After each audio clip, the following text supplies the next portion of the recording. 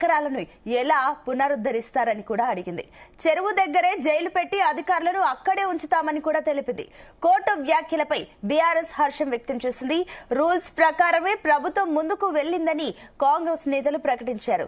ఇదే అంశంపై ఇవాళ డిబేట్ లో డిస్కస్ చేద్దాం. ఇవాళ డిబేట్ లో మనతో పాటు పార్టిసిపేట్ చేస్తున్నారు ఏబీవీ నాయకులు బాలకృష్ణ గారు, కాసేపట్లో జాయిన్ అవుతారు. అదేవిధంగా కత్తి వెంకట స్వామి గారు, కాంగ్రెస్ నాయకులు, అదేవిధంగా పాల్వాయి శ్రవంతి గారు, బీఆర్ఎస్ నాయకులు, అదేవిధంగా డాక్టర్ మల్లేశ్వర్ గారు, రాజకీయ విశ్లేషకులు.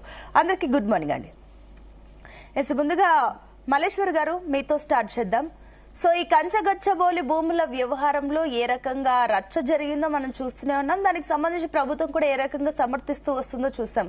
కానీ ఇప్పుడు సుప్రీంకోర్టు ఏదైతే చురకలు అంటించిందో దీన్ని ఏ రకంగా చూడొచ్చు? ఇప్పటికైనా దీన్ని అంటే కాంగ్రెస్ ప్రభుత్వం ఇది పూర్తిగా ప్రభుత్వ భూమి, మాకు నచ్చినట్టుగా మేము ఉంటాం, మాకు నచ్చినట్టుగా చేస్తాం, వేలం వేస్తాం, అభివృద్ధి చేస్తాం, ఐటీ కారిడార్లు కట్టడానికి ఇదంతా రాష్ట్ర అభివృద్ధి కోసమే చేస్తున్నాం అంటూ కూడా చెప్తుంది. కానీ అభివృద్ధి చేసినప్పుడు సుప్రీంకోర్టులో ఎందుకు ఇలాంటి చురకలు వస్తాయి?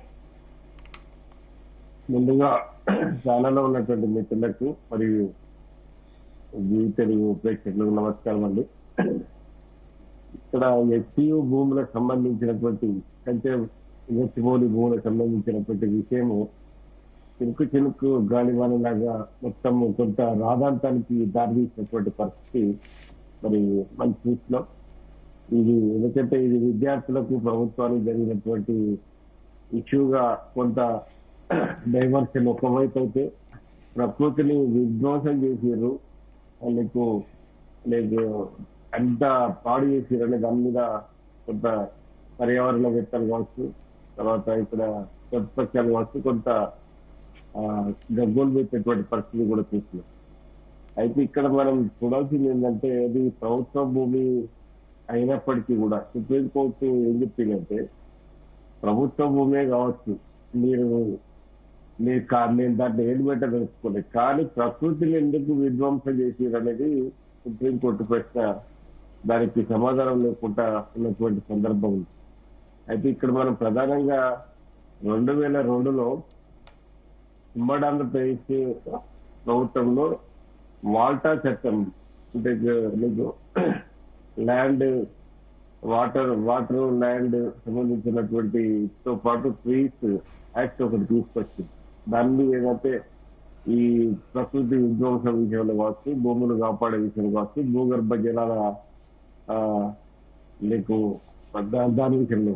అయితే ఇక్కడ మనం ఏమి అనంటే ఇవంతా కూడా మీరు ఒకవేళ ప్రభుత్వం తీసుకొచ్చినప్పటికీ కూడా మీరు దాన్ని ఎట్లా అనుమతి తీసుకున్నారా, ఇది మరి పర్యావరణానికి సంబంధించిన దాని మీద మీరు తీసుకున్నారా అనే దాని మీద కొంత ఘాటుగానే స్పందించినటువంటి పరిస్థితి ఉంది. కానీ ప్రభుత్వం మాత్రం మేము ఈ ప్రభుత్వ భూమి మా ప్రభుత్వానికి సంబంధించిన భూమి ఎస్టీకి సంబంధించింది కాదు అనే దాని మీద కొంత అఫిడవిట్ చేసి వాళ్ళు కోర్టులో సబ్మిట్ చేసినటువంటి సందర్భం చూస్తాం. కానీ ఇక్కడ కొంత ఒక రకంగా చెప్పాలంటే కాంగ్రెస్ కి కొంత ఇర్కటంలో పడ్డటువంటి పరిస్థితి అవపడ్డది. ఎందుకంటే నీకు ప్రతి విషయంలో ల్యాండ్ సేకరణ విషయంలో వస్తూ, ల్యాండ్ తనఖాబెట్టే విషయంలో వస్తూ, ల్యాండ్ మీకు ఇండస్ట్రియల్ చేయడానికి కేటాయించే విషయంలో వస్తుంది. నగిచర్లో చూసినాం, అక్కడ ఇష్యూ జరిగింది, మళ్ళీ విత్డ్రా చేసుకోవాల్సిన పరిస్థితి అవుతుంది.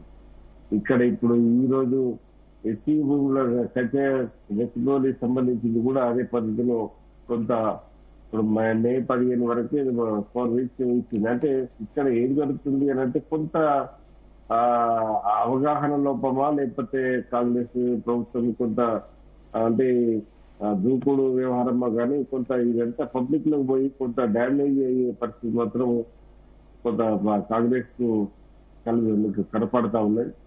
తర్వాత ఇంకో విషయం ఏంటంటే మోడీ గారు ముందు రోజే సుప్రీంకోర్టు డైరెక్షన్ కంటే ముందు రోజే తెలంగాణ ప్రభుత్వం, కాంగ్రెస్ ప్రభుత్వము ప్రకృతిని విధ్వంసం చేస్తున్నదని చెప్పి చెప్తున్న క్రమంలో చూస్తే కొంత మనం అంటే బీజేపీ నాయకులు ఇచ్చిన ఏదైతే సమాచారం ఉంటుందో మోడీ చెప్పే పరిస్థితి ఉంటుంది. మరి మోడీ చెప్పిన తర్వాత సుప్రీంకోర్టు డైరెక్షన్ లో ఈ పద్ధతిలో మందలించారు అని అంటే కొంత ప్రతిపక్షాలు ఈ రాజ్యాంగ సంస్థలని జీవ సంస్థలుగా వాడుకుంటున్నాయి అని బీజేపీకి అయితే ఇంతకుముందు ఆరోపణ చేశారో అది కొంత ఈ రిలేటెడ్ అవపడతా ఉన్నటువంటి సందర్భం ఉంది. అయితే ఇక్కడ ఇవన్నీ ఏదేమైనప్పటికీ కూడా ప్రకృతిని విధ్వంసం చేయడం అనేది అది ఎవరు కూడా సహించరు. కాకపోతే ఆ సెలవులలో అంత హడావుడిగా చేయాల్సినటువంటి పరిస్థితి ఏంది, ఇంత ఎందుకు ఇప్పుడు దాన్ని ఏ పద్ధతిలో పునరుద్ధరిస్తారు, మరి దానికి మీరు పునరుద్ధరించడానికి ఎటువంటి ప్రణాళిక చేస్తారు అనే దాని మీద కొంత సుప్రీంకోర్టు ఆదేశించినట్టు అవబడ్డది. మరి దీనికి విపక్షాలు ఒకవైపు ఒక సమాధానం చెప్పి హర్షం వ్యక్తం చేస్తా ఉన్నాయి. మరి అదే కాంగ్రెస్ ప్రభుత్వం మాత్రం మేము ఎట్లాంటి తప్పు చేయలేదో దానికి సమాధానం మా దగ్గర అన్నింటికి సమాధానం ఉన్నదని చెప్తా ఉన్నారు. కానీ ఈడ సుప్రీంకోర్టు సిఎస్ ను టార్గెట్ గా, అంటే అధికారులను టార్గెట్ గా కొంత సీరియస్ గా మాట్లాడినటువంటి సందర్భాన్ని ఈ గతంలో ఇంత ఘాటుగా ఉన్నటువంటి పరిస్థితి ఎప్పుడు చూడలేదు. కానీ ఇప్పుడు మనం వినాల్సినటువంటి పరిస్థితి వచ్చింది. మరి దానికి ఎలాంటి సంజాయిషి ఇస్తుంది ప్రభుత్వం, మరి ఏ పద్ధతిలో ముందుకు